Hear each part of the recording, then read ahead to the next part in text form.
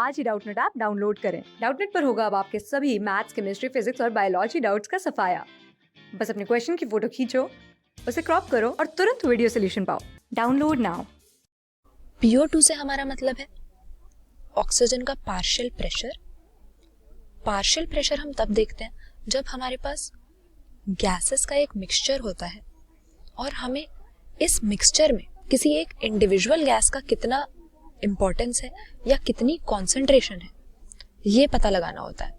तो उस particular gas का जो प्रेशर होता है मिक्सचर में उसको हम पार्शियल प्रेशर कहते हैं। और परसेंटेज सैचुरेशन की बात करें हम HB की, तो HB से हमारा मतलब है हीमोग्लोबिन। हीमोग्लोबिन के लिए शॉर्ट टर्म ये हम यूज करते हैं। और हीमोग्लोबिन हमें मालूम ही है कि हमारी बॉडी में पाया जाने वाला मेन रेस्पिरेटरी पिगमेंट है। रेस्पिरेटरी पिगमेंट मतलब ऑक्सीजन कैरी करने में ये ब्लड में हमारी हेल्प करता है। इसका स्ट्रक्चर अगर हम देखें तो ये एक आयरन कंटेनिंग पिगमेंट या एक आयरन कंटेनिंग प्रोटीन है। और यही रीजन है कि हमारा ब्लड रेड कलर का होता है, क्योंकि इस आयरन की वजह से हीमोग्लोबिन लाल होता है। तो कैसे ये हमारे ब्लड में ऑक्सीजन को कैरी करता है? क्योंकि ऑक्सीजन के लिए हीमोग्लोबिन के मॉलिक्यूल की कुछ अफिनिटी होती है। अफिनिटी मतलब ऑक्सीजन के साथ रिवर्सिबल बाइंडिंग करने की, रिवर्सिबली बाइंड करने की इसके पास एबिलिटी है। तो ये क्या करता है कि हमारी लंग्स में जहां पर गैसेस एक्सचेंज हो रहा है वहां एटमॉस्फेरिक एयर से हमारे ब्लड में ऑक्सीजन लेकर आ जाता है। क्योंकि हीमोग्लोबिन के साथ जब ऑक्सीजन जुड़ेगा तो हीमोग्लोबिन और ऑक्सीजन आपस में जुड़ के ऑक्सी हीमोग्लोबिन नाम का स्ट्रक्चर बनाता है।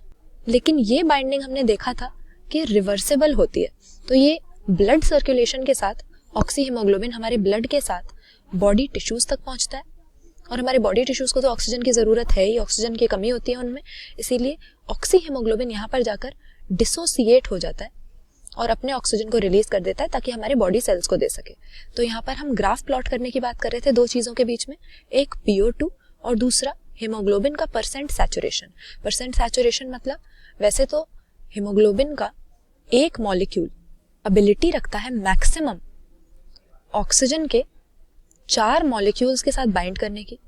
तो हम सैचुरेशन से हमारा यही मतलब है कि इसकी जो मैक्सिमम एबिलिटी है वो रीच हुई है या नहीं। तो ग्राफ इस तरह से हम प्लॉट करते हैं। यहाँ पर हम ले लेते हैं PO2 यानी ऑक्सीजन का पार्शियल प्रेशर, यहाँ पर हम ले लेते हैं हमारे हीमोग्लोबिन की परसेंट सैचुरेशन। तो इस तरह का ग्राफ प्लॉट करने पे हमें जो कर्व मिलेगा वो हमारे पास सिग्मॉइड शेप का होता है।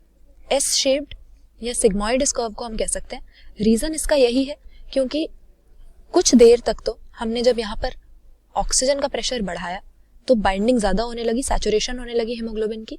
लेकिन एक पॉइंट पे जाके कांस्टेंट हो जाता है कि कितना भी अब ऑक्सीजन तुम बढ़ा लो और बाइंडिंग हीमोग्लोबिन के साथ नहीं हो सकती, क्योंकि हीमोग्लोबिन की भी फिक्स कैपेसिटी है। एक मॉलिक्यूल 4 मॉलिक्यूल से ज्यादा कैरी नहीं कर पाएगा ऑक्सीजन के।